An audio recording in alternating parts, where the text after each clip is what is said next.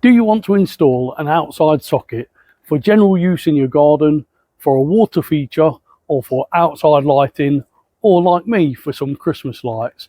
Well, today on Fix It with Fowler, I'm going to show you how to install this without touching your household electrics. And more importantly, you can control it from a timer or even your phone.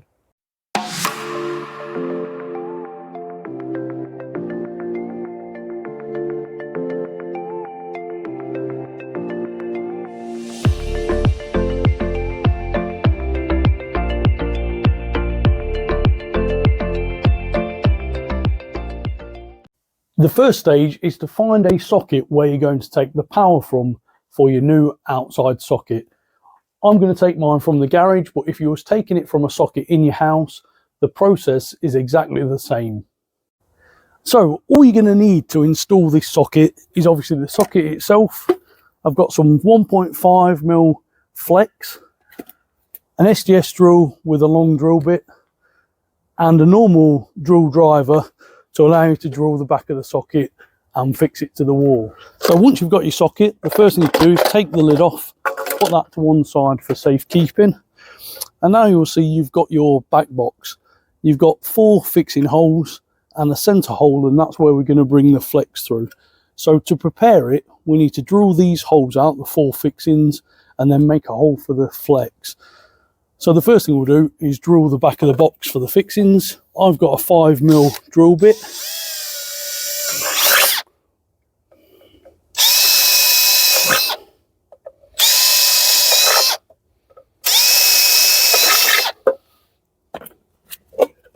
That's the fixing holes all drilled. Now on to the next bit, and that is to drill the hole for the flex.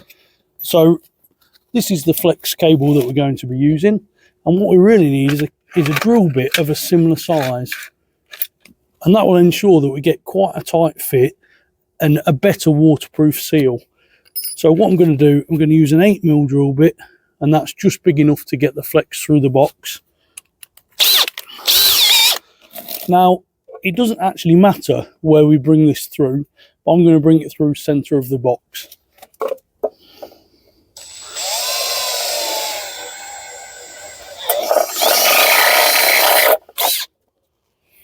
And now we just ensure that the flex actually passes through that hole, and that's that done.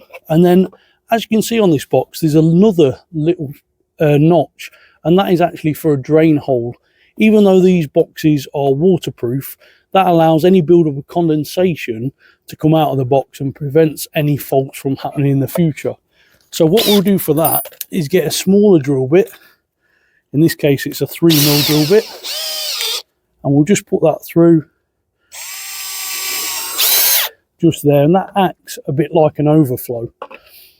So that's the box already, and now we can mount it on the wall. So what I'm going to do is I'm going to offer the box up, and I want it around there. So make a mark through. And the other thing to check is that the fixings are going to line up on bricks and not the mortar. So if I offer that back up, you can clearly see they're all going to be into the brick. So what you need now is a SDS drill or a drill with a hammer facility. And I've got a 10mm drill bit, which is just a bit bigger than the flex and allow to pass through this. Now, as you can see, I've marked that on the mortar. And the reason for that is it's really easy for me to tell where that comes into the garage, and it prevents me from actually blowing the brick. If you're installing this the other way around on an external wall of a house and you're drilling outwards, then what you need to do is use a small drill bit and really take your time to prevent blowing the face of the brick. So we'll get this 10mm drill bit,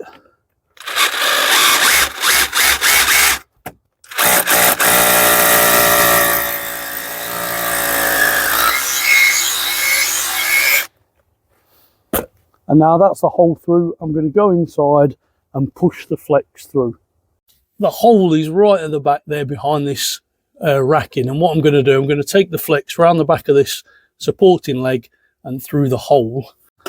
So now you've got your flex through the wall, you can thread that into your box, and now we can level this, and you can see by having the flex in place, it does help quite a lot. So get your level, put that on the top, get your socket level, Once you're happy that it's level, using a marker pen or a pencil, you can then draw through the back of the box to mark the fixings.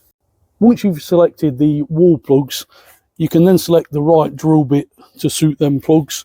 You can then drill your 4 holes, insert the plugs, and then we can move on to the next stage.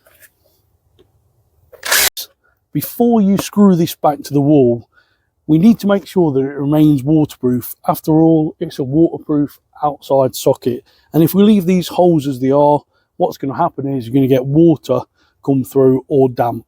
So what you're going to need is some silicone. Now, I always do this on the back of these boxes, and it prevents any problems in the future. So if you make sure you know which way is up.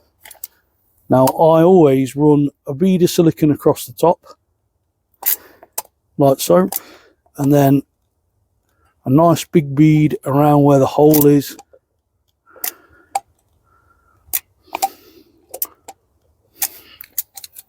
And that way, when we screw this back to the wall, that will all squash, and it'll ensure that any water that travels down the wall will not go through any of these holes.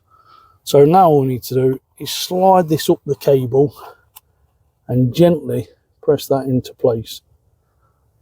Now, as you can see, it sort of holds it already. So we're just going to add the 4 screws into the back of the socket.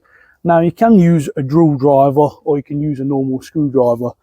I tend to use a normal screwdriver, especially just to finish these off, because if you over tighten them, there's a chance that you can break the box itself.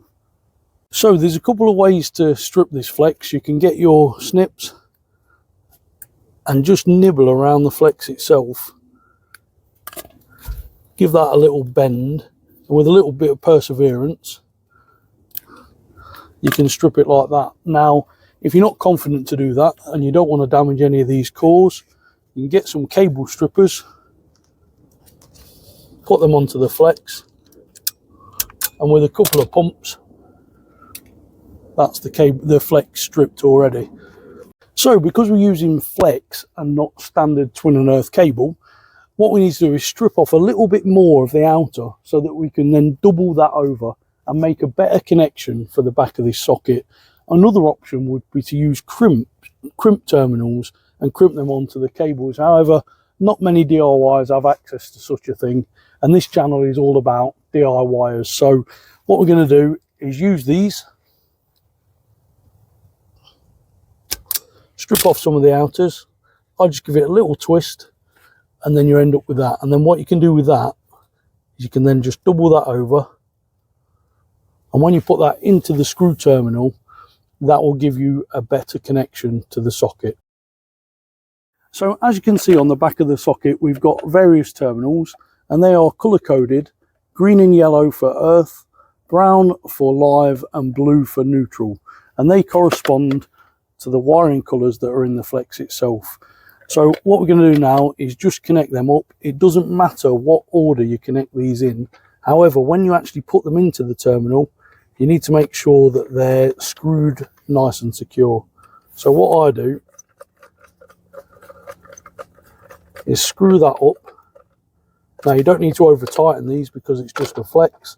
Give that a pull and make sure you've got a good connection, and do that on all of these terminals. So if you're one of the 65% of people watching this channel and you've not subscribed, what are you waiting for? Click down below, click subscribe. Don't forget, hit the notification bell, and that way you won't miss out on any of my future videos. So once you've got your flex inside, the next stage is to route it to your socket.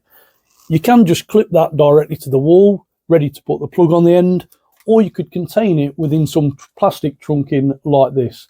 Now, this particular trunking comes with sticky back adhesive, which you can use to stick to the wall. However, I always recommend adding a few extra fixings along the way. Another thing you can get is these covers for any joints, and it just makes the job look a lot more professional. Now all you need to do is get a 13 amp plug top and fit to your flex. So now you've got your plug top connected with a 13 amp fuse in, you can plug it into your socket, turn it on, and now we can go and test outside. So now you can get your socket tester, put into your socket, turn it on, and make sure you've got correct polarity in both sides. If you want to make your outdoor socket fully automated, all you need is one of these Wi-Fi sockets. Now this particular socket is really good because you can set it to schedule a timer as well as control it from your phone. So all you need to do is unplug that, plug the Wi-Fi device in, plug that in, turn it on, and now we can go outside. So once you've got your lights or your pond pump or your water feature in place and plugged in, you can then get your smartphone and switch it on and stand back and admire your work. So I hope you like what you see. Don't forget, give my channel a subscribe, and I'll see you soon.